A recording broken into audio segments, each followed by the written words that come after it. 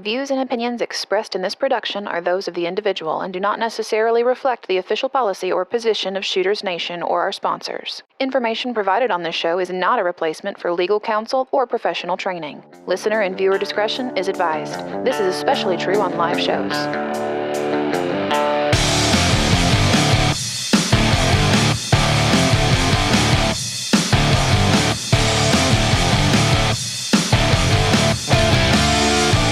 Welcome to the Shooters Nation podcast, the talk show for you, the armed citizen.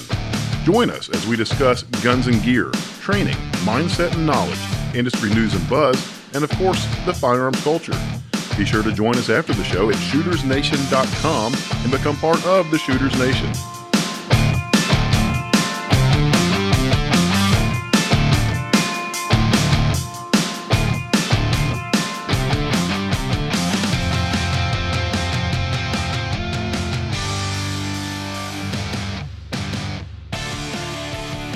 Hey folks, this is David Yancy and welcome to the Shooters Nation podcast. This is a very special episode. This episode is finally the one where the ladies take over and talk about things from their perspective. You're going to hear about overcoming the fear of guns, the struggle that women have trying to figure out how to physically carry and conceal a gun, and they even talk about the awkward marketing campaigns that some companies think appeal to the female consumer, but maybe they don't. One of the perks of producing this podcast is that I get to hear the episodes before anyone else does. I've already listened to this one, and I think it's going to be a great episode for our female listeners and the men in our audience alike, especially any of you men who might be trying to talk the women in your lives into carrying a gun for their protection or just shooting for fun. In fact, I hope this is just the first in a recurring series of shows where the women take over. So, without further ado, it is my pleasure to introduce my wife, Sandy Yancy, Mark's wife, Christen Lancaster, and their special guest, Tiffany Johnson, attorney and blogger at frontsightpress.com. Ladies, the show is yours.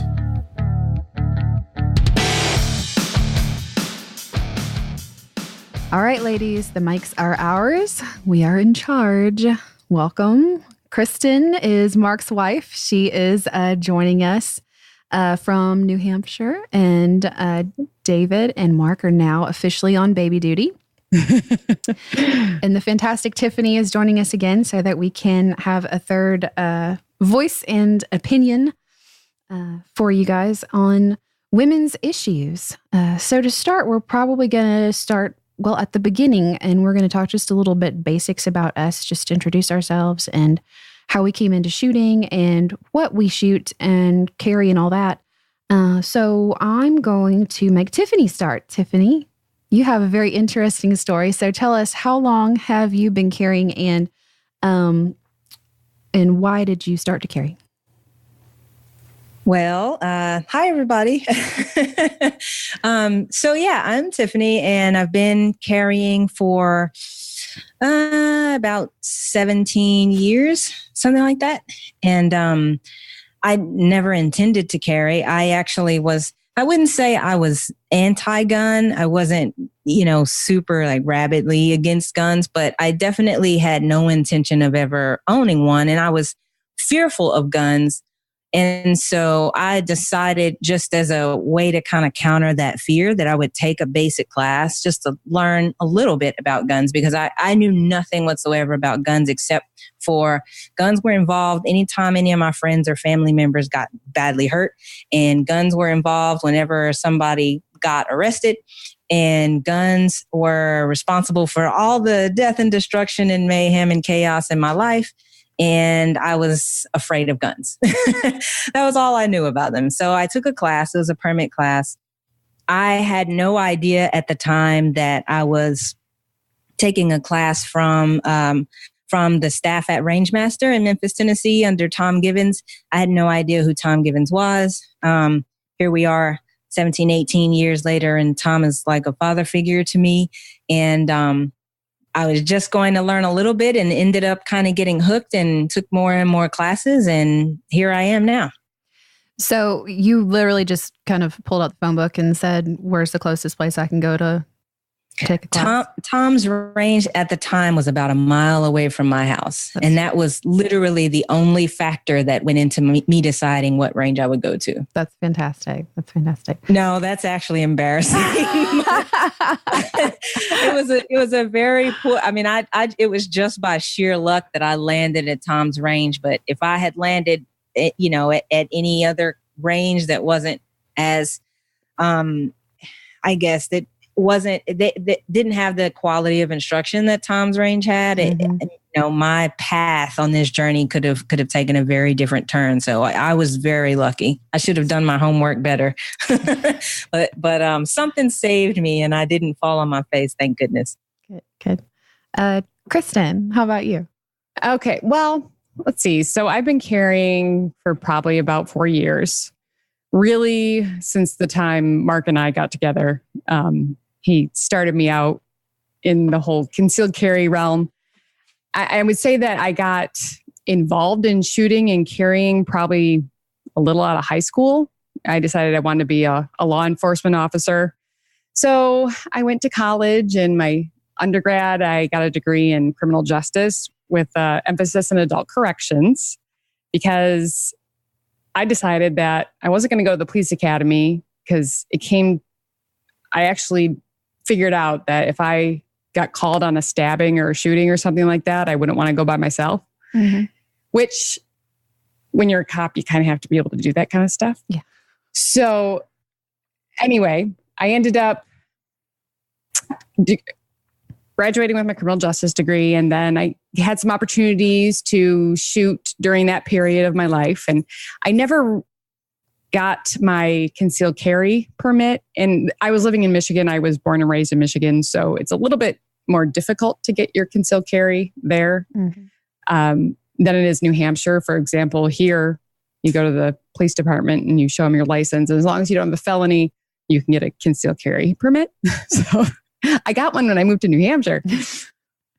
But I think that, so my interest in law enforcement, I worked in private security for 5 years and still never owned a gun, handled a gun much. And I think my ignorance scared me. So I kind of shied away from guns. And now Mark has helped me get, well, first I'll say never get trained by your husband. So I've taken a couple pistol classes, defensive pistol, and I've gotten more comfortable with firearms because my ignorance really did scare me. Mm-hmm. And so that's why I kind of shied away. But now I feel much more comfortable and I feel like I can carry confidently. And so... Were you scared to take a class? Like, was those taking class intimidating for you? At first, yeah. Well, I was kind of pushed into it just because Mark and I just didn't work in learning from each other. Or I don't know, it just was a bad combo. Yeah. And so I really wanted to know more because it was a fear factor that I didn't want to handle a gun because I didn't know much about them. And it scared me. That part scared me. So I guess it actually made me want to take a class more. Okay. I wanted to learn more about how to even handle a firearm. Mm-hmm. So I got my carry permit coming up on 10 years actually, because it was just shortly after David and I got married. So right at 10 years now. And I had always sort of been near guns, but never with them in my hand. Like, we always had at least a gun in the house growing up. We were never scared of guns. We were always taught gun safety, even though we didn't have handguns in the house. We had, like a shotgun or a rifle or something. But it was never, that part was never scary for me. But I was scared to go take a class by myself, and I could never get anyone to go with me. So I'd drive past places and they'd say, handgun carry permit classes. And I'd go, I really want to do that, but I'm scared to go do it by myself. And I didn't have anybody that I could have bought or borrowed a gun from. And so I was scared to just go buy one. Like, I didn't even know if you could do that because I'm dumb. No, just don't, you don't know. Yeah. It is. It's that part's a little scary. I didn't know what to buy. And, it's like buying a car for the first time. You don't want to walk into a gun shop as a single woman with no one around you. Like, they're going to sell you the most expensive thing and the wrong thing. So once I found David, I was like, okay, I finally have somebody that will support me in this and will teach me so that I'm not a complete idiot walking into it. Because I just, I hate looking stupid. So I did not want to go to a class and just embarrass myself. That was difficult for me to get over. So he took me to the range a couple of times just to practice before I had to go take the class. And actually got to know the guys who taught our class a little bit before I went and trained with them. And that was awesome. Just to not be so intimidated. And I found a great couple of guys who were awesome with women. And by the time I actually took my class, I was pregnant with our first child. And one of the two guys that ran the class actually loaded all of my mags for me so that I didn't have to touch any of the bullets. Wow. I could not have gotten a better deal out of that. So it was amazing when I finally got to do it. But yeah, I think that definitely held me back for years. I definitely would have had it before I even met David if I had not been so scared of just the experience in general. So now that we all faced our fears in one way or another, and we got our permits, what did you start carrying, Christen? Let's start with you, because you had somebody who was, helpful in picking that out for you and holsters and everything. What did you get set up with first, and did you stick with that, or have you changed? So Mark never had worked with a woman shooter. So as far as what he had recommended at first was a little rough. Yeah. It was a rough go. So I started with the M&P 9C, which is actually not a bad gun for a female, but it wasn't very comfortable for me. So then I moved on to a Glock 19, which was a little too big. You have a pretty small frame, right? Yeah, I'm smaller and my hands are small. Mm-hmm. So it just didn't, the Glock 19 didn't work. Yeah. And then I went to a Shield, which Shield actually was comparable. And I actually liked the Shield, but I still wasn't sold. And then I tried a Bodyguard, which was a big mistake because it's just so snappy. Mm-hmm. It's got a lot of recoil first. It's such a small gun. Mm-hmm. And I just didn't like it. So I ended up with a Glock 43, which has been my favorite so far. And I feel really confident with it, and I can shoot well with it. And I would say that between that and the Shield were comparable for me, but the Glock 43 is my go-to now. And it's small and I can conceal it well. What position do you carry it in? I usually do appendix with our kilo holster, and it hides really well. Mm-hmm. And either that, or I use our hybrid holster, which is part leather, part Kydex, and that I'll put about in the 3 o'clock or 5 o'clock position, maybe. Mm-hmm. It just depends on what we're doing, and that's more comfortable for me, but. And then trying to find jeans that I can actually wear a belt with. And yes. But we'll get into that later. We'll talk about that. Yes, clothing. Tiffany, what about you? How is your progression of things you've carried? So it's interesting. This, as I think about the progression, it occurs to me that there's no rhyme or reason to it.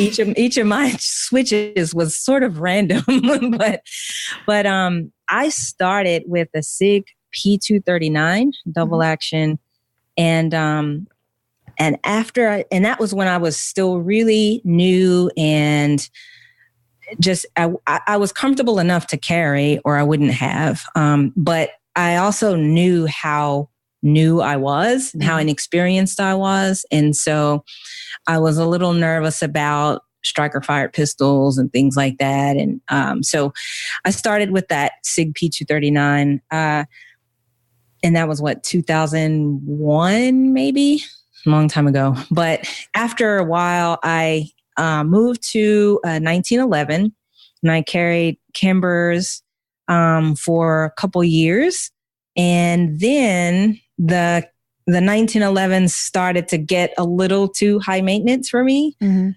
I love that gun, especially the Kimber. I love the trigger, and I love 1911s. But they're fun guns, and they are not practical. If you're, at least for me, they weren't practical to carry just because of how active I am and all the different kinds of clothing I have to wear. 1911s have a lot of sharp edges and a lot of pointy parts and stuff like that. And so it got to be a bit more hassle than it was worth. And it started feeling like a chore to carry it. So my next change was to a Glock 17, which I loved, but I finally ended up downsizing just a little bit to a Glock 19. And that's where I am now. Most days I carry 2 guns, and depending on what I'm wearing, I'll either carry 2 Glock 17s, 2 Glock 19s, or a 19 and a 43 or something like that. So I'm basically, I'm in the Glock family. I'm either doing the compact or the subcompact or some combination of 2. So where on your body, how do you carry 2 guns when you carry? When I'm carrying 2, I'll do strong side, weak side. Mm-hmm. So I'm usually at around 330 and 830-ish. I don't go too far back behind me. Mm-hmm. My guns are pretty much right on my hips or just a little bit behind them. Mm-hmm. I hasten to say that, I realize that's probably not practical for the average person because I work from home most days, and I don't, because of the nature of my jobs, I don't have a particular dress code on most days. Mm-hmm. So I'm usually running around in, sweats and a t-shirt or something like that. So it's usually pretty easy for me to conceal 2 guns in my t-shirt. If I have to wear a suit or something like that, then I'll downsize to the 43 like Christen, or I might do just the 119. What type of holster are you using?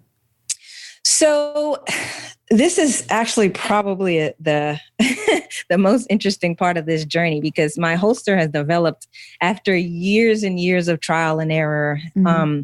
But I work with Spencer Keepers of Keepers Concealment, and I have a specially designed hybrid holster that we made from a belly band. So I started with a belly band, and it's super, super comfortable. Because I never wear belts. I don't even own a belt. Thank you. Yeah. Thank you for saying that, Tiffany. I was crossing my fingers and hoping that Christen and I weren't going to get a lecture about belts from you, Tiffany. Oh my God. It's been a bone of contention in this household for the past 4 years. So and that's the thing, here's the skinny ladies. People are going to tell you have to wear a belt. You have to wear a belt. If you're going to carry, that's just part of the culture. That's part of the lifestyle. It's a sacrifice you have to make. If you really want to be safe and carry securely, suck it up, change your wardrobe, wear a belt. How many times have you guys heard that? Right? Yes. Oh my gosh. So here's the problem with that. If I wore belts 50% of the time, that would not be a drastic change for me. But I literally never wear belts. Mm-hmm. And so for me to go from never wearing belts to suddenly strapping on this gigantic bat belt, all of a sudden, that's not just asking me to make a sacrifice. That's asking me to change who I am as a human being. Mm-hmm. And absolutely. To me, the messaging there is counterproductive, because if we want women to empower themselves to protect their own lives, we can't ask them in the same breath to change their lives, right? Mm-hmm. What's the point of protecting it if you have to completely upend yourself in the process?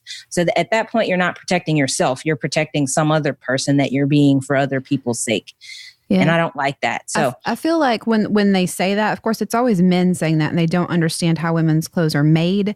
Right. Or how our bodies are and how the clothes fit on us. But they're basically saying, if you want to be a strong woman, you have to dress like a man. Or if you want to be a strong woman, you have to be a man. Right. You know? And Right. it's just, it's insulting. Yeah. So I tried that for about 2.5 seconds and it just didn't work. But so I went with the belly band at first off the shelf, and that was really comfortable. But of course, I didn't like the fact that the holster collapses when you unholster. Mm-hmm. So you can't train with it. And also it's not terribly secure coverage of your trigger, of the trigger guard. Because even though it's covered with fabric, you know, if you were really determined, or if Murphy's Law just really wasn't on your side, then you could manipulate the trigger through that elastic fabric. Mm-hmm. So the first iteration was to apply additional layers of fabric over the holster pocket, mm-hmm. which better secured the trigger. And that was great. It was an improvement, but still didn't solve the collapsing holster problem. So fast forward through several iterations, because again, this was literally years of trial and error and testing stuff out and throwing it in the trash. But Spencer, he's a Kydex bender, master Kydex bender, as we say. He makes holsters for a living. His company is keepersconcealment.com. Mm-hmm. And he and I collaborated, and he made a Kydex insert for my belly band that I just slip down into the pocket, and it's held in place by industrial strength Velcro that's attached with fabric glue. Mm-hmm. And so the cool thing about that is, number one, it's super secure. It's not coming out. Number two, I can now train in my belly band, and I can unholster and reholster without having to, manually open the little flap or whatever. It stays open.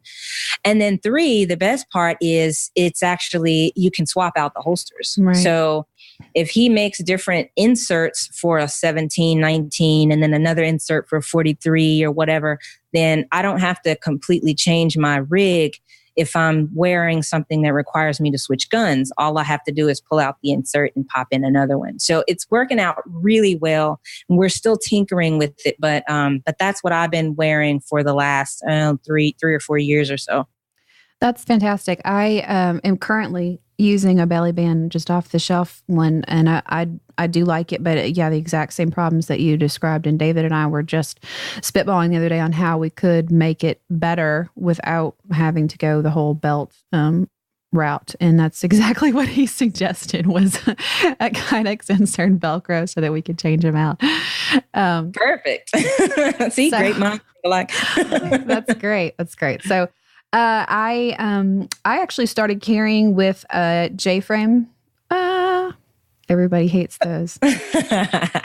But at the time, the most important thing to me was to be able to conceal it, because even though I felt comfortable using my gun and the potential to have to use it, I did not feel comfortable with other people knowing that I was carrying. And that was the big thing for me. And so I wanted something that very, very much did not show. And any of the things that David would try on me, I just felt like it stuck out like a brick. So I'd carry the J-frame just because I could conceal it extremely easily. And, I'm more of a runner. So, I'm going to be running for cover before I'm pulling that thing out. So that's amazing. I'm not going to lie. My first instinct is not going to be to draw my weapon. And we'll talk more about that later too. But so I wasn't really worried about capacity at that point. I was really much more worried about somebody pointing it out or being uncomfortable because I had it. And that's just because a lot of the people that I was around weren't firearm friendly. David's friends were, but mine really weren't. So really I carried that up until, I think the next thing I got was my XDS, and I love it. And it's a 45, which the guys hate too. That's impressive.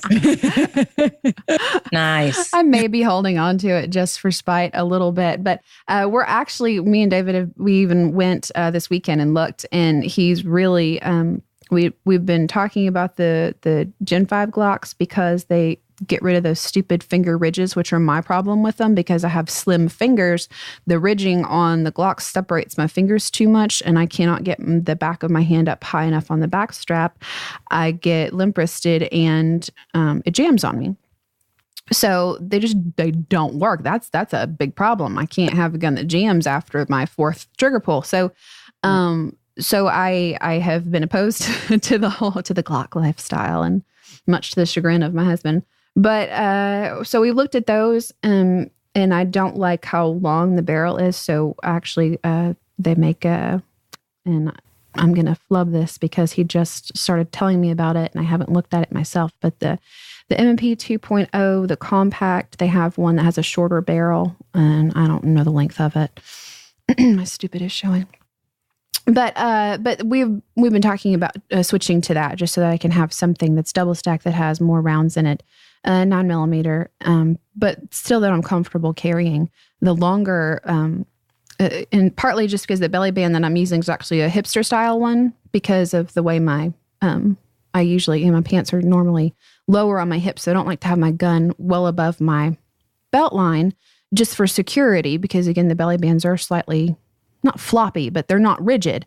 So when you have your pants over it, it gives it a little more security. So I like to ride it lower. But then the barrel length is a problem because you got to be able to sit. Yep. Sitting is usually a good thing to be able to do. Yes. Without getting stabbed in the leg or something. Yeah. You literally have to bend your leg. Like it's okay if it's pressed against me, but I have to actually be able to sit in the car and put my foot on the gas. Right. I sometimes carry appendix, but because of my kids, I have two. I have a 4-year-old who, pretty much walks most of the time. And then I've got my baby who's not quite a year old yet and has to be carried everywhere. So, and I'm nursing. So I can't have a gun in front of me because it hits him in the head and he doesn't like it. I mean, let's talk about real women's issues here. My baby doesn't like to get hit in the head with a gun. Touché. So I tend to carry all the way around back, not on my hip. When I was carrying in it with a belt in a holster, I have Alien Gear one that's actually very comfortable. It's got microfiber on the inside, so it doesn't get sweaty. Like leather and Kydex gets sweaty, and that's gross. So the microfiber at least pulls the moisture away, and it's got the Kydex in there. So I did carry right on the hip when I had that, but with the belly band, it feels more secure, just slightly behind my hip, and it's also out of the way in the kids because I've got baby on the left, I've got my hand on the toddler on the right, and I don't want my my gun bouncing off my elbow, so I like it slightly behind me. So, by the way, that's another awesome thing about a belly band. You can always throw that sucker in the washing machine and have a good day. Yes. And I like that I can just spin it around too. Like I have the can concealment one has the pockets that are sort of, it seems backwards. Like if you wear it the way it's supposed to be, you actually have to flip your hand over. I mean, y'all can't see me on video.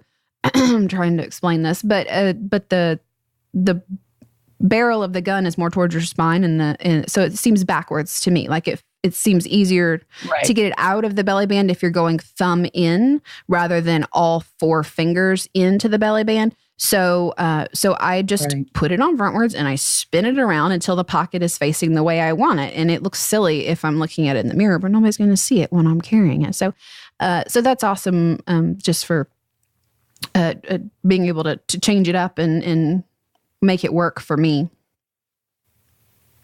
Definitely. So I have to say that I do have a belly band that I've never used, mostly because my husband has bought me several belts to try. So the one belt that I can say, well, first of all, I'm not a belt wearer. Like Tiffany said, and that makes it really hard because if you're not used to wearing belts, it's awkward and it's uncomfortable, and my jeans don't need belts, kind of thing. The one belt that I did find though was Apogee belt by Boxer Tactical, and that was actually the most comfortable rigid belt that I have found.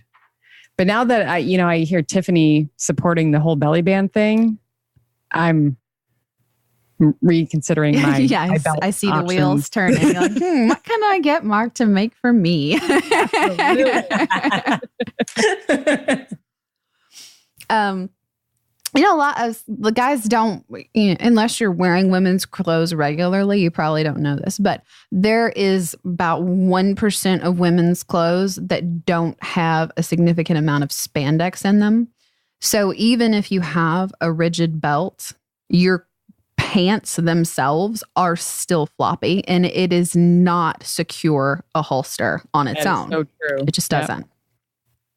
Very true. They also make very narrow belt paths in women's pants because I don't think they really expect you to wear a belt. If they do, it's like a decorative piece. It's a tiny little 1/2 inch or 3/4 inch leather, a matching type thing. It is not for support. Rhinestones that come on the pants at the store.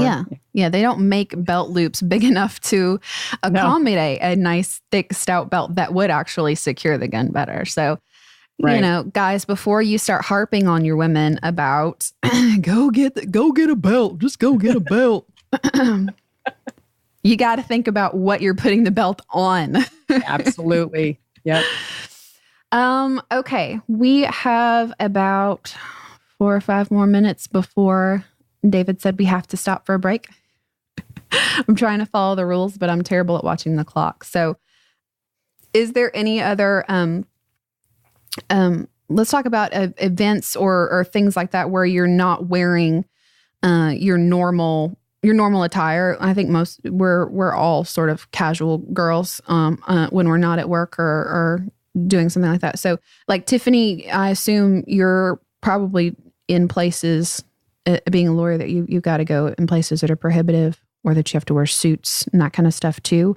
Right. Does that change? Your setup works pretty well for anything, right? It does actually. Surprisingly, with the belly band, your equipment is held really, really close and snug against your body. So that minimizes the degree to which your circumference is increased by adding that gear around your midsection. Mm-hmm. So most of my pants fasten just fine with even 2 guns, let alone 1, held in that belly band. I was kind of surprised by that. It's partly because I tend to wear my clothes a little loose anyway. Mm-hmm. But I've, the most I've had to do is maybe leave my top button undone when I've got a bunch of gear on. Like if I have a full-size gun, if I have 2 full-size guns and a spare magazine on, then okay, I won't be able to button my top button. Mm-hmm. But most of the time, if I've got a subcompact or something like that, I can fasten slacks just fine. And unless I'm going to a courthouse or school, I can wear pretty much anything with my rig, which is nice. Do you ever wear dresses? Do you ever have occasion where you would be wearing a dress and still wanting to carry? I don't wear dresses often, but when I do wear dresses, I'll usually wear like an A-line dress or an empire waist dress. And that way, the other good thing about the belly band, like you mentioned earlier, having the freedom to kind of slide it around horizontally, you can also easily adjust the belly band vertically, upwards or downwards.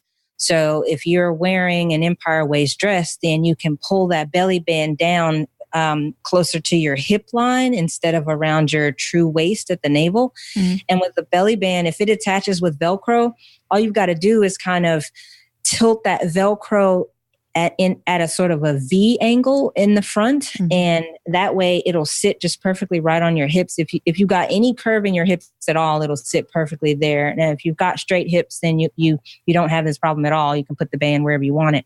And that works well. It depends on the dress, obviously, but if the dress has any bit of volume to it, then it'll conceal a subcompact gun fine. Yes. Christen, do you ever have events like that where you've got to wear something you wouldn't normally wear and you still want to carry? Yeah, I mean, well, to be frank, I can't carry at work. Mm-hmm. I work in the healthcare setting, and in obviously firearms aren't allowed, as well as even on the property. So it's not like I can leave my gun in my car. So for me, carrying is usually on the weekends or after work. And most of the time I'm wearing, jeans and a t-shirt or, baggy shirts and sweatshirts. And I can't say that I've ever attempted to conceal with a dress. Mm-hmm. I'm not a big dress girl, but if, I guess in the summer sometimes, and I haven't tried that, but I always think the belly band would actually be a great option for sure, because, why not? Yeah. I cannot, I'm not going to work anymore. I'm working from home, just limited hours a week now after my second child, but all, the rest of my working life, I have been in hospitals or clinic settings where I'm not able to carry at my job. But Tennessee did finally pass some legislation not too terrible long ago that you can leave your weapon in your car even if your building itself is posted. So I can always have it in my vehicle when I was at work. And so I'd only have to make it from the parking garage in and back. Yeah, that's nice. Do you carry anything in lieu of a gun when you are working? Not usually. I try to have a good mindset. I try to be always aware and looking around and be, my keys are a great defensive weapon when I'm walking in parking lots. But it really being aware is my only defense. Mm-hmm. And I suppose that I could probably find something else that I could carry with me. Mm-hmm. But I always have my phone on me and I always just am alert. So I don't know. Yeah, that's unfortunately. I always keep my phone on my person, not in a bag or anything because I'm wearing scrubs. So it's always in the pocket. That way if my bag gets ripped off my shoulder, I still have my phone on me. And I usually carried pepper spray in my bag just to have something. But I also lost a can of pepper spray inside my bag one time. So that was fun. Oh, no. The reason I always carry some sort of like a canvas style bag that I can throw in the washing machine. Absolutely. Oh, my gosh. Oh, no.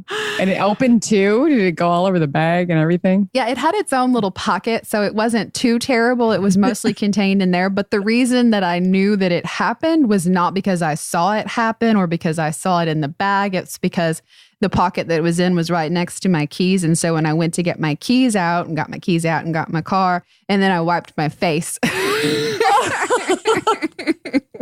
Ouch. That's the priceless. I'm not claiming that I got sprayed because it certainly was not as extreme as if somebody had sprayed it on me. But I realized pretty quickly what happened.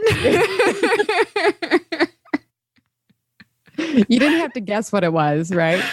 So hazards of carrying pepper spray, it does get jostled a bit. So, well, I think I carried some for so long. Like when I was in private security, and I say that not like it's cool. I was a rent-a-cop. I actually, I worked. I'm trying to think. So I did this for 3 years, and I actually worked in a cancer research institute. So it was pretty cool as far as we had all badge access and bioscan and all sorts of cool stuff. So that was neat. But we couldn't have any sort of anything to protect ourselves. Mm-hmm. So I always carried pepper spray with me at work then, which was against the rules. But I thought, well, if I'm a security guard, which that's what I was, how am I going to defend myself? Yeah. I'm just going to throw the phone at them that I'm carrying, or, I'm going to run the other way, obviously. But then I realized that the pepper spray that I was carrying had been expired for many years. Yeah. And not to say maybe it still would work, but it was just kind of. It's also possibly congealed in the bottom. Who knows?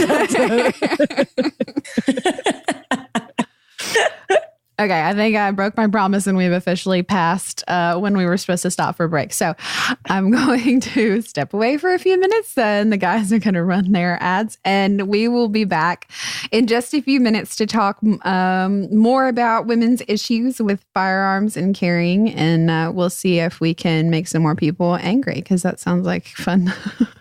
That sounds good. Hang with us. That's always fun. Yeah. Hang with us and we'll be right back.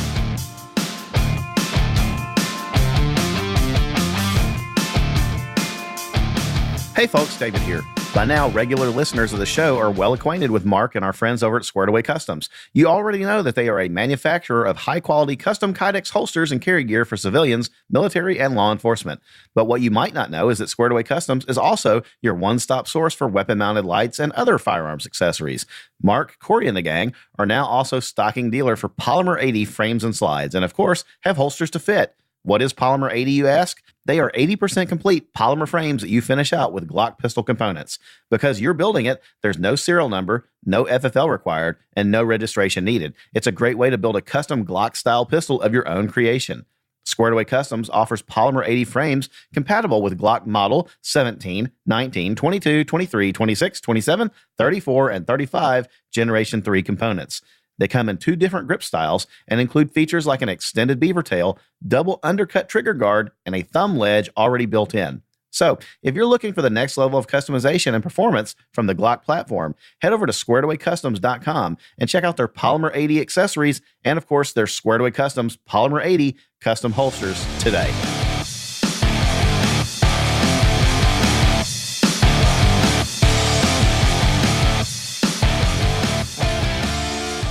All right, welcome back. If you are missing the boys' voices, they will be back next week. But for right now, the women are still owning the show, so you're stuck with us a little bit longer.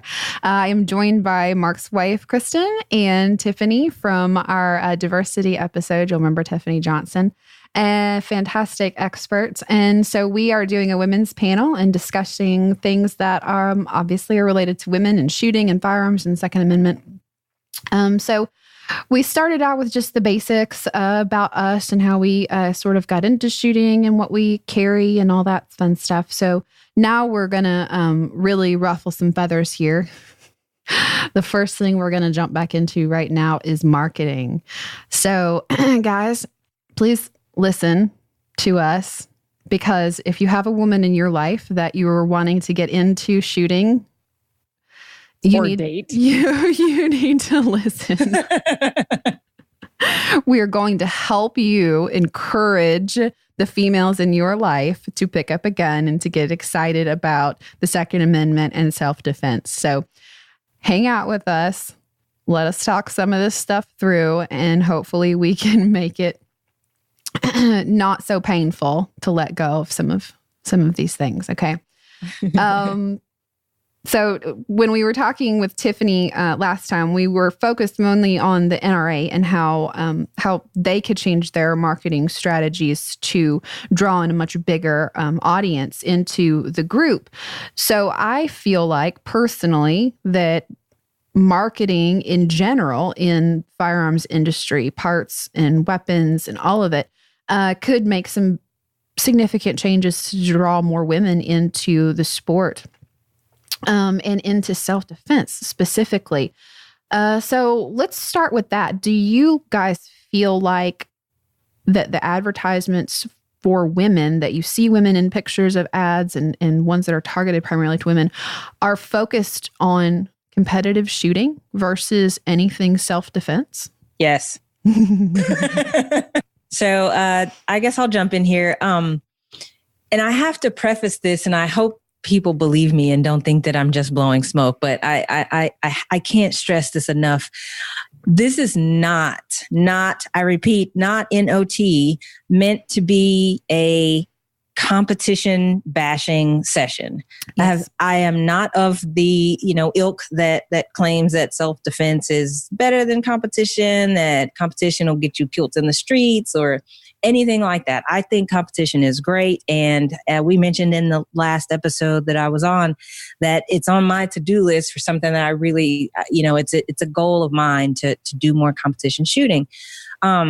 I do think, however, that the focus in the culture that's presented publicly, like our public face to audiences beyond the inner circles of the gun community, is very competition/hunting based. Mm-hmm. And I personally would love to see a greater emphasis shifted towards self-defense as a motivation for Second Amendment support and for carry in general. And again, that's not a dig at the three gunners. Hey, more power to you. You guys are wonderful. Love it. I wish I could do what you do. But especially as things get so polarized politically, I think that the value of competition and sport shooting is best appreciated within our inner circles and doesn't make as much inroads beyond the choir, so to speak, right? In other words, you can't go to someone who is against guns and thinks guns are scary, thinks guns are dangerous, and say, but I love competition shooting and the game is fun, or I have sponsors and this is my livelihood. All of that is true, and all those are valid arguments, and those are absolutely those are benefits to which everyone has a right and benefits that folks should be proud of. But I think when we go outside of our circle, our primary focus should be self-preservation, because that's the one thing that we all have in common. We don't all like the same sports. We do all like the same idea of not being dead 5 minutes from now. So yeah, I think because that's a kind of common ground, I wish that, the marketing across the board would lean more in that direction. Mm-hmm. Yeah, I think they're just missing out on a huge market potential, because so many women get into shooting and into carrying because they do want to protect themselves, whether it's because something happened to them or to someone they know, or whether they just in general are feeling these changes in the culture around us where it feels like women need to be able to protect themselves and not depend on someone else to do it for them. And when you're looking at these ads and the only women that you see are doing competition style holsters where they're, outside the waistband, drop holsters, their guns are all tricked out with awesome accessories, which are super cool, but that's not what I'm looking for. And if I'm from the outside looking in, I'm just thinking about, I want to be able to protect myself, and I'm trying to figure out how I'm supposed to do that as a woman. I'm not seeing any images there that tell me that I can do that. I am seeing a bunch of images that telling me that, I should be this cool, awesome, perfect shot if you want to be a woman that's carrying. But as far as covert and just blending in, I'm not getting that message across. I see way more material that's like we talked about earlier. Well, if you want to carry, then go get a men's belt and, slap on a giant Kydex holster, because that's the only way to carry. Right. Christen, you have any thoughts about this? Well, I mean, it really is a shame because, I think probably one of the biggest reasons that I never looked into carrying prior to meeting Mark is just that I knew there were no females that I knew, number one, that carried, because you just didn't hear about it and you didn't see it. We're just not thought of in that regard. Mm-hmm. And it does. I mean, I didn't think about it before now, as far as how it really does focus on competition shooting and women. I feel like, I love Julie Golob and some of those others that have been around for a long time. And I love that they're passionate about the sport. And I love, like a lot of the manufacturers, like Glock's team right now, they've got some really young women on there. And there's more girls being pulled into shooting in the high school age, and getting college scholarships and competing in, Olympic level shooting. And that is fantastic. And I love it. Hooray, Second Amendment, hooray, shooting sports. Those are awesome. But the majority of women in the country right now, and the majority of the ones that are going to be spending money with you, purchasing your stuff, are somewhere between, 25 to 45.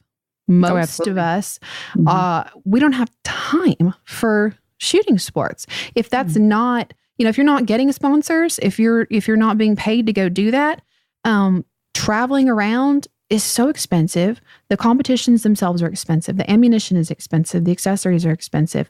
And a lot of us have kids. Like, what am I supposed to do with my kid for an 8-hour shoot on a Saturday, It's just not feasible. So if you're trying to only attract women because of shooting sports, you're missing out on a huge market of women who want to be able to protect themselves and who don't have the time or the resources to be able to go become an expert 3-gunner. And Sandy, and I'll just add, not only are you, I think, missing out on women who want to find a way to protect themselves, but you're also missing out on the women who don't yet know that a firearm is a realistic option for them. Mm-hmm. I know plenty of women who have decided, okay, I need a way to protect my family, but it's never occurred to them that, I'll go and buy a gun. That just doesn't enter into their universe of options because they have no exposure to that, which is where I was. Mm-hmm. I had no concept of guns being, I'm not that person who's like, I grew up around guns. It was the exact opposite for me.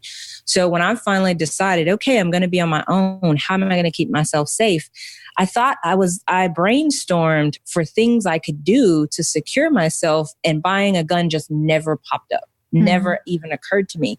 And if I were in that state and I were sitting in my living room watching TV and I saw a commercial with a woman who had a slick shirt on with a bunch of advertisements all over it and sponsors, logos all over it. And she's shooting this super cool looking gun that has a magwell that looks like a sousaphone, and her holster looks like a bucket. All of that is, I will sit there and marvel genuinely at her skill and never, ever once relate to anything that she's doing or put together that it has anything to do with my current burning desire to make myself safe. Mm-hmm. As a person with no exposure to the firearms community, I have no context by which to make that connection. So that's one gulf that I think the marketing community vis-a-vis firearms could fill and help people make that connection, because I think that there's a role to be played here by the professional women in the shooting sports to help us kind of bridge that gap. But it's going to take some effort because, like I said, that's not a thing that occurs naturally to folks who didn't grow up around guns. Mm-hmm. I'm going to skip around in my own notes just a little bit, but have y'all tried to get some of your female friends involved in shooting or tried to take them shooting? Have you had any success in doing that? Any tactics that have worked or just sort of persistence? So yes. And there's a couple of things that they do around here in the local community. And there's one called Lord, which is the ladies only range day. And it's nice because it's put on by, some women from the NRA, and they are really trying to promote female shooting, or just protective, like defensive shooting rather. And I've tried to get friends to come, and most of the time it's so out of their wheelhouse that they don't even see it as something that they would do or that they could possibly do. Because it's just not, like we've said, there's no marketing geared towards women defensive carrying or anything like that. And I don't want to be a competition shooter, I don't want to, that's not my goal. Mm-hmm. So, but yeah, no, I haven't had much luck. And most of my friends aren't. We're in an area where you don't really want to talk about firearms very much in certain places because it's just a very, it's more liberal area. Mm-hmm. And we don't, yeah. So the few people that I have kind of reached out to, some of them tried it once and just never wanted to do it again, or yeah. Tiffany, what about you? Have you had luck at dragging some of your friends to the range? So, a little, and I don't want to, I'm not going to gloss over it and make it sound like I've found the magic cure or anything. I haven't, but it's baby steps. And there's one woman, a dear family member who, was, I think probably, I'm not a medical professional, but if I've ever known anybody with a clinical phobia of firearms, she'd be a good candidate for it. And it has taken the entire duration of my own career in firearms or experience from start to finish in firearms for her to finally start opening up to the possibility that she might even be interested in learning about safety, firearm safety. And so on the one hand, that's progress. And I'm willing to wait for it, especially because this is a close family member of mine. I'm not saying that I would have stuck around for 15 years for a total stranger. But but on the other hand, it might take a while, It's not the kind of thing, especially if, like Christen said, if you're in an area where it's not a natural inclination, it's not the kind of thing that you just suggest one day and everybody's gung-ho about it. So you kind of have to be a bit almost surreptitious in your approach. I mean, it may start with one day just sort of casually breaching the subject, feeling people out, and then the next time going a little bit farther and, having several separate instances where just the subject itself is breached for purposes of kind of getting somebody comfortable about it. It's not often, you've got folks who have never done this before and never thought about the possibility of doing it. It usually doesn't work to just say, hey, let's go to the range on Sunday, or that kind of thing. So I think it takes patience, and it also requires you to not be too heavy-handed about it.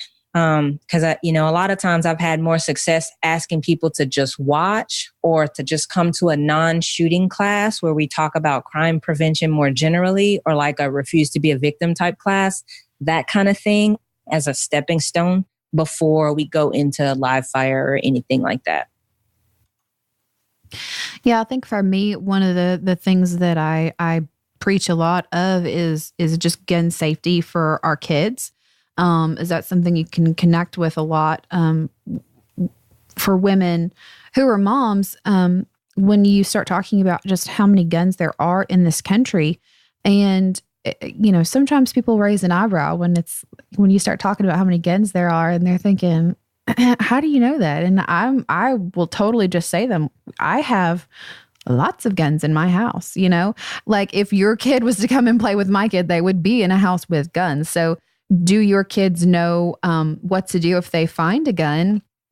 As I'm very, very, very vigilant about making sure everything is properly stored and secured, but not everybody is.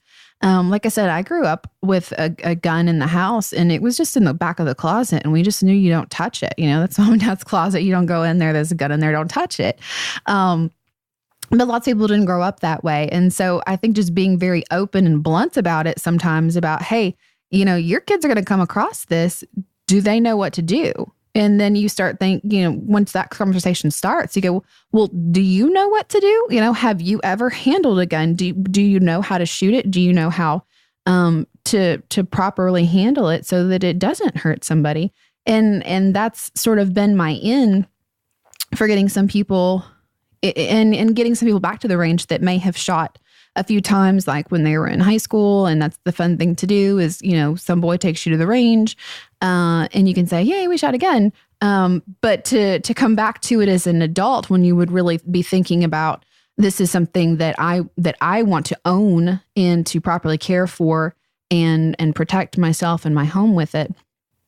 That's sort of a good time to hit people, is when they're either are first getting out on their own, where they don't have somebody else in the house protecting them, or or when they have kids, and not to try and scare people into it, but just to sort of make them more aware of how likely they are to come across one in their lives, and to encourage them to make sure that their children can recognize behavior out of other people that is dangerous and get away from those situations. I'm sure a lot of us have seen that video just recently where there was two guys and a girl in a car, and they were, had on some, I don't know, some song. I can't remember what it is now, but, she was playing with a gun and he had popped the magazine out, and they all just assumed it was unloaded and had one in the chamber, and she pulled the trigger and shot the guy next to her. And it's like, there are so many red flags there. If someone had just taken the time to talk to her about proper gun safety, that never would have happened.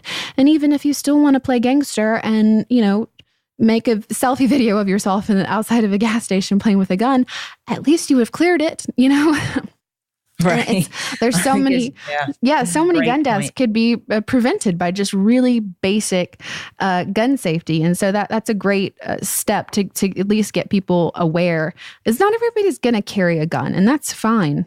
The Second Amendment is there for you to take advantage of, but it doesn't mean that anybody's going to force it into your hands. That should be your choice, and you should be comfortable with it. But, you do need to appreciate the fact that guns are out there and that you should know how to work one. But I think a lot of it too, and like I had said, is fear of not knowing, and fear of handling something that could potentially hurt somebody and not knowing what you're doing. Mm-hmm. And for me, taking a couple of defensive pistol classes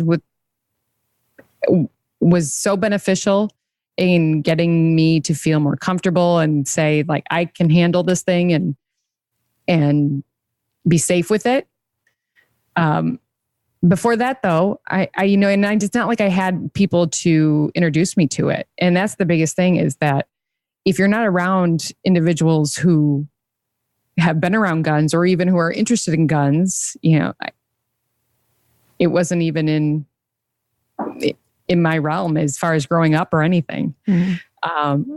And Mark was really the person who introduced me to it and made me realize that as a female, I can carry, and I can protect myself, and I can protect our family, and I can do it myself, and I don't have to depend on another person to do that.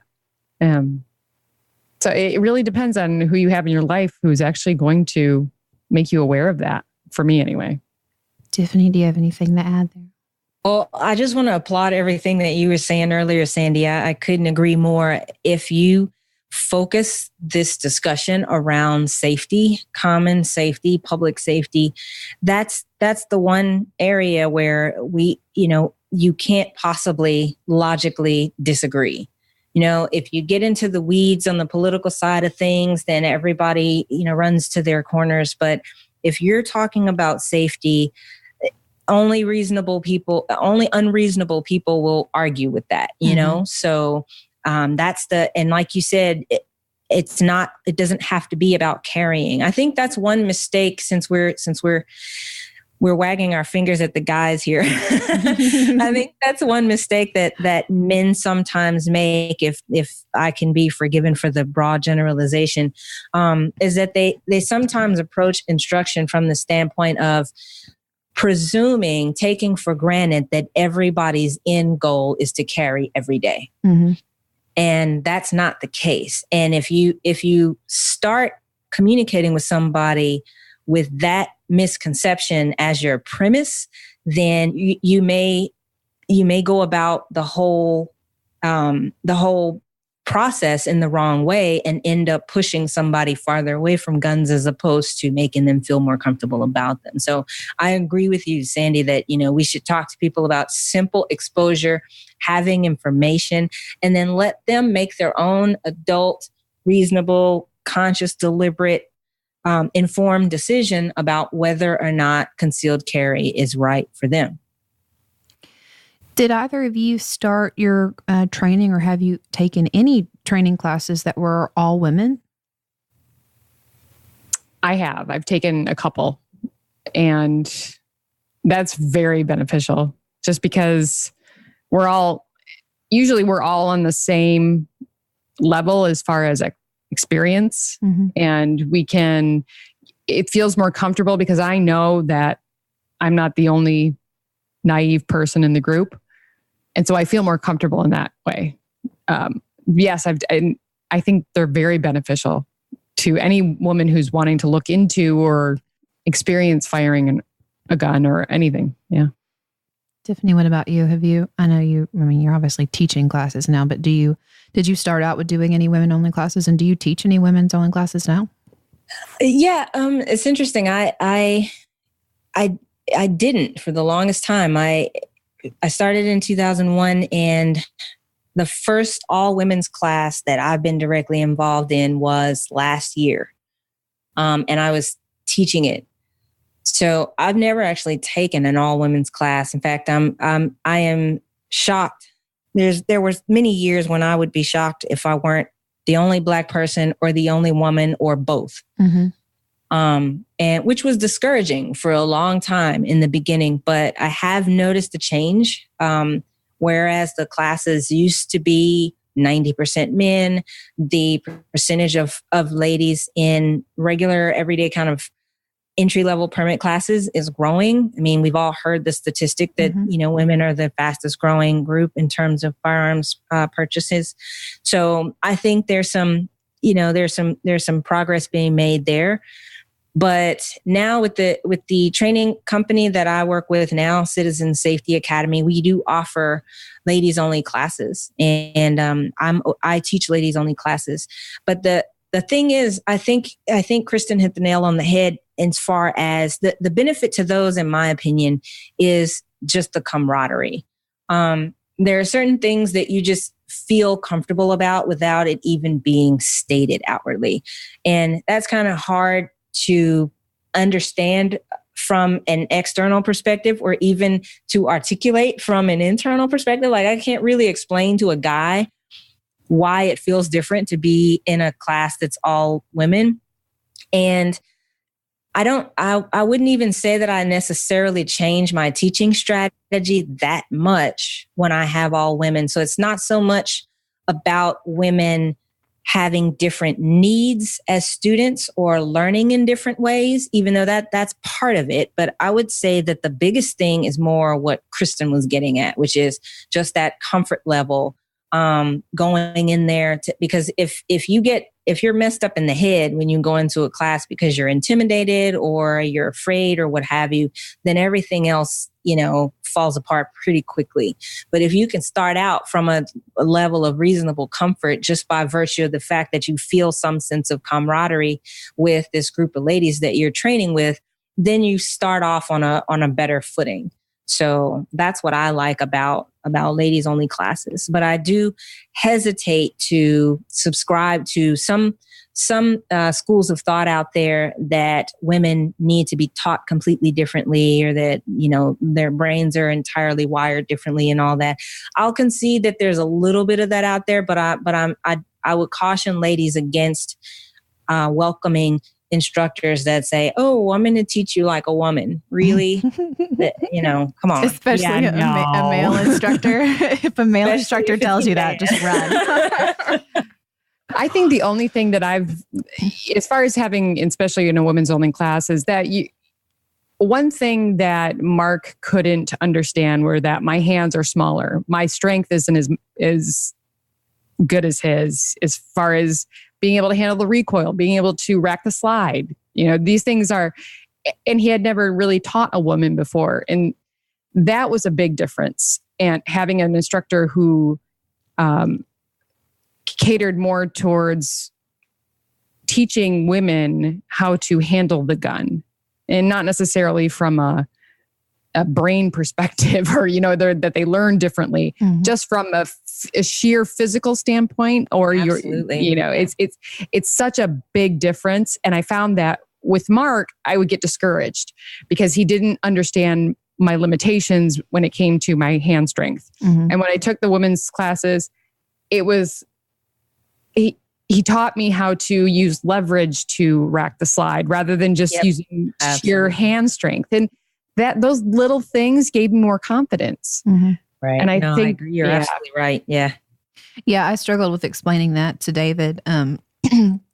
Yeah, he would say, "Oh, well, just do these grip strength exercises, and that'll fix your problems." Like, no, women Mark just said the same thing. women to don't me. have those muscles. That's just not how we're built. And I have a bit of arthritis in my hands and wrists anyway, and so I suffer a lot from fatigue. So just taking classes is very difficult for me, especially if it's a 2-day class.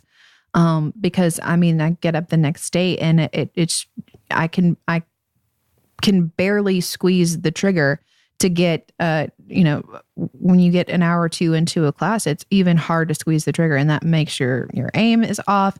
Your limp wristing. I have, ejection errors. It just, sometimes I just have to say, okay. Your confidence is wrecked. Yeah. Oh, it's fantastic. Yeah. I have not taken a women's only class though, actually. I've thought about it, but I've hesitated. I like having a mix. And I will say that in the classes that I've taken, I have been not in my carry permit class. Now there were, I think, 2 other women in my carry permit class, but the other classes I've taken, I've been the only woman. But I feel like I do better when I am with the guys, because I am a naturally competitive person. And so and also I know women are mean. Like, can we? So true. So mean. So true. I know if I'm sitting there in a line of women that they're all looking at me, and if I'm shooting well, they're going, "Oh, look at her. She's trying to make everybody else look bad." If I'm shooting poorly, they're going, "Oh my gosh, why is she wasting everybody's time here?" And I've got that internal dialogue. I know what y'all are thinking. And with men, there is a little intimidation going in, thinking like, God, I hope that I'm not the worst one here and that I'm slowing everybody down. But every time I've gone, I have immediately found once they get there that no, that's not the case. That no, not all these guys are top shots. Then a lot of them are, because the guys that taught most of my classes were law enforcement. A lot of the people that came to their classes were people that work with them on the force, and a lot of them didn't shoot much past their annual qualifications, which is scary. Let's not think about that too much, but they weren't that great of a shot, and I could outshoot a lot of them. And so once you get in there, once you get brave enough to just step in and do it, you really, it is very confidence building to be around men and know that, okay, this is not a men's thing. Like, yeah, sure, they have some physical advantages of just being able to have the grip strength and some other things like that. But, altogether, as far as putting the bullet where it's supposed to go, there's nothing stopping you from doing it just as well as a man does. Oh, absolutely. I agree. Yeah. Me too. 100%. And it's funny because I'm one of those weird chicks who's more comfortable around the guys. Like I grew up with a bunch of guys. I've got brothers, I'm a tomboy. So I feel kind of out of place with a room full of women, especially if they're like divas because it's so not me. Mm-hmm. So I used to... Same, by the way. I know Kristen's nodding her head too. Yes, we're right there with you. Totally right there with you. So I used to kind of poo-poo the whole concept of a women's only class. But I've recently come to appreciate that it does have its benefits, just like Christen was saying earlier. So and that's why there's pros and cons to everything. I totally agree with you, Sandy, about some of the pros to being in a class that's predominantly male. But I also can understand how, especially if you're just starting out or if intimidation is a factor, how it could be beneficial to take a class with all women, or to kind of have that fellowship and go to meetings and stuff with women's only groups. So I appreciate it now more than I did at first. I have just as far as getting women into shooting and getting women comfortable around firearms, I've wondered why shooting ranges and gun shops, that have classroom space, why they don't do a class. And it can be sort of geared at women, although I'm sure there are some men out there too that are uncomfortable around guns.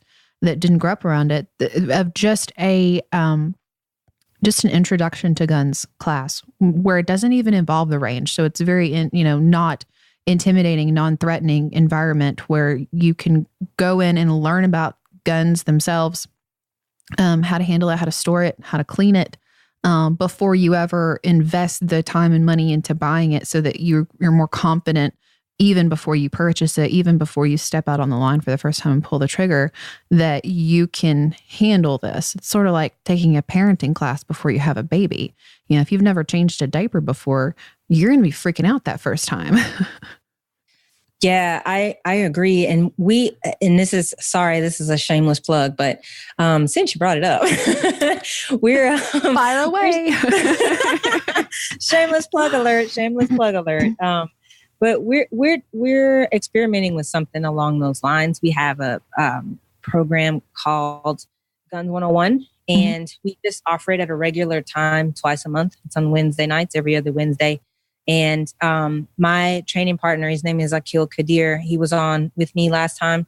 And it's it's classroom only, and there's no agenda. And we try to market it as, come one, come all, regardless of how you feel about guns. If you've ever had a question about anything remotely gun related, just come. And we promise we won't judge you. We won't laugh. There's no stupid question. Nothing's out of bounds. Even if you package your question awkwardly, we will unpack it and we'll do our very best to either answer it or send you to somebody who can do a better job of answering it than we can. But the main point is, don't fall into a preconceived notion or an opinion just for lack of information, or for fear of approaching people that you may feel like might be hostile to you or may have different opinions than you, because I think that drives the wedge even wider. So we're just starting that, and we really haven't had time to market it much. So it's small, but I'm hoping that once we get the word out, that can be kind of a place where people who are what I call gun curious can come and not feel like they're going to be beaten over the head with politics or, pressure to immediately go buy a gun or change their political views or anything like that. Just a totally no agenda, apolitical information session. Yeah, I think that's awesome.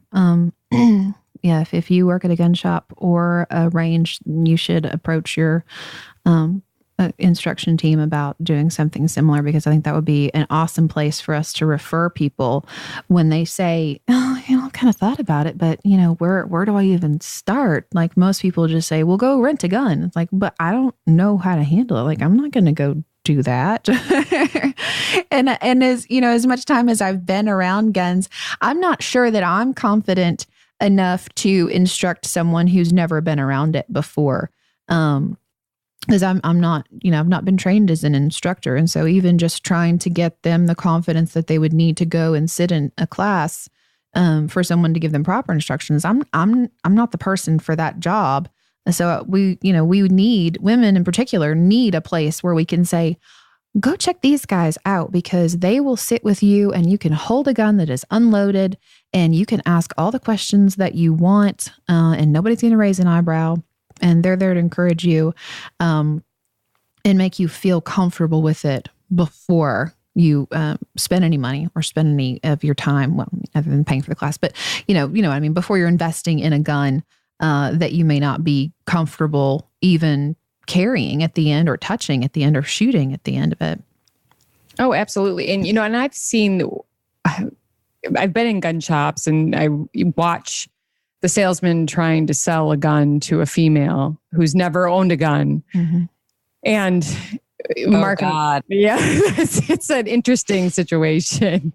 So Mark and I were at a gun shop not that long ago, and there was this older woman. She was trying to purchase a firearm, and her husband was with her, and he didn't know. And the guy behind the counter, I think he was trying to sell her, I can't even remember, but it was not something for a petite, woman who's older that's never shot a firearm. So I kind of butted my nose in a little bit and said, this is what I shoot. And this is why I shoot this, because as a female and she was smaller, and I said, I have had trouble with this firearm and this firearm. And, just an FYI, just to give you some suggestions that, not to just spend all this money on a firearm that you're not going to like. Mm-hmm. You've never tried it before. That's scary. Well, not scary, but it's just unfortunate because the salesman's not going to try to sell her something that necessarily is better for her. Mm-hmm. I think it's scary. True, because she may not be able to handle it. That's the yeah. More than likely, though, she's just going to give it up. She's going to say, "Oh, I can't do this," and then she's not going to try again. Yeah. Yeah. Yeah.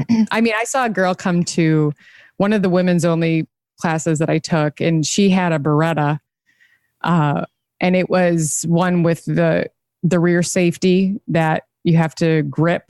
It's the grip safety, and she just couldn't get it. It was discouraging, and she ended up getting a Glock 43. and not to say that I had any persuasion. Well, maybe a little, but I just wanted to encourage her that don't just buy what somebody says. Oh, try this. Mm-hmm. Go out. You ask someone that has firearms. Go and shoot something and try it first before you go and purchase something. Mm-hmm. It's just the smart way to go. Well, ladies, we've hit our time again already. And I know my baby's still restless. I don't know how yours is doing over there, Christen, but I'm sure my husband's probably ready to tag out. I have to say, he's sound asleep. I'm so jealous. Well, and he tried green beans for the first time tonight. Uh-huh. So he's full. And that's what a full belly looks like is just out for the count. Zoned out. I love it. My baby decided to mash up a bunch of avocado today and smear it all over the place and not actually eat any of it. Oh, of course. That's how my day went. It was fun. I will be there. Finger painting with avocado. All right. Well, ladies, thank you so much for doing this with me. I hope that you guys have had as much fun as I have because this has been great for me. Wonderful. Thank you so much, Sandy. This has actually been really fun. And I hope we do it again.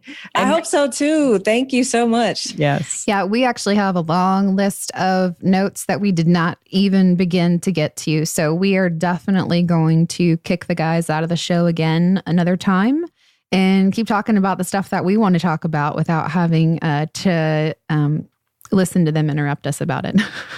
That sounds great. But most importantly, I hope that any of you that have made it this far in the show have picked up something that is helpful, whether you're a woman who is thinking about getting involved in shooting and self-defense, or if you're trying to encourage other women to do so, or if you're a guy who is trying to get the women in your life to think about it. I hope that we have come up with a few suggestions on how to encourage them without pushing them in the opposite direction, because that's so important. But and also to really to think about safety, because I know just in general for women, we're going to think about that more than men. And so when your woman does start coming and asking you questions about it, don't brush that off, but really encourage her to look into it more and to dive deeper. Because it is, once you know how to handle a weapon, it is very safe sport. It's not going to go off until you pull the trigger. So if you learn the right way to do it from the beginning by a professional, don't teach her yourself, guys. Find her a class to go to. Yes, please. Stepping off soapbox. Please. It is don't something. Teach your woman. Please. Find her the worst thing you could do. I don't care how good of an instructor you are. Don't do it. It's bad for your relationship. It's bad for her love of guns. It is. It's just absolutely. Even if you get along great, it's just not a good place to be. It causes fights. Yeah. No. Don't do it. Oh, but I hope that we have given you some wisdom, and the guys will be back next week to talk about more things that hopefully you'll be more excited about than listening to us cackle on here. Right. So y'all have a great night. I'm sure David's going to be back here in a few minutes to do a proper sign off, but I do want to say that if you have any questions for us, specifically, we are definitely around and available. You guys can leave anything on Instagram or the Facebook page and it will get routed to us. If you want to contact any of us directly, Tiffany, where is the best place to get you? Folks can reach me from my website, frontsightpress.com, or you can just email me at tiffany@frontsightpress.com. And also, if you're looking for something to read on a rainy Saturday, you should check out her blog because she's got some awesome stuff in there, and I'm addicted to it. Thank you. And she won't plug herself, so I'm going to do it for her. Thank you. It's cool. Christen, what about you? I can be reached at Christen@squaredawaycustoms.com or even through the Squared Away Customs webpage, Facebook, Instagram. So awesome. And I am available. Again, my husband sort of runs the Instagram page, so anything you put there will come directly to me. And Facebook and through the website, the Contact Us page, just say, "Hey, women." Again, we're Sandy and Christen, the wives. And But it would be cooler if you just started with, "Hey, women." That's right. For real. And I really hope that we get like more mail than the guys have ever gotten, because that, for my soul, that will make me so happy if we get more feedback. So. Even if it's bad feedback, just send a message so that that we can say, doesn't matter. People were listening to us. All right, y'all have a great night. We'll talk to you next time. Bye, everybody. Bye-bye. Okay, everyone. David here again, just to wrap some things up. First and foremost, wow, did these ladies do a fantastic job or what? If you enjoyed having Tiffany, Christen, and Sandy take over the show, please do hop over to shootersnation.com and send in some feedback to let them know. I know that I enjoyed it, and I really hope you guys did too. Mark and I absolutely want to see this become a regular part of the show rotation, and I'm already looking forward to them doing it again. While you're at shootersnation.com, be sure to sign up for our Mail Blast mailing list so that you can stay informed about upcoming shows, live events, special promotions, and so forth. And speaking of promotions, if you're in the firearms or related business and would like to advertise on this podcast, please contact us on our website as well. We would love to partner up with you and would greatly appreciate your support and sponsorship. And last but certainly not least, coming up on our next episode, we sit down with Dr. Sherman House of the CivilianDefender.com and talk about his experiences in the arena of medical trauma. We also talk to Dr. House about what basic medical skills he recommends every person should know. That's going to be a really fun episode. Dr. House was a lot of fun to talk to, and we think y'all are going to enjoy it. So again, thanks for listening. Please do reach out to the ladies and let them know how they did. And in the meantime, please be safe out there. We'll talk to you again soon.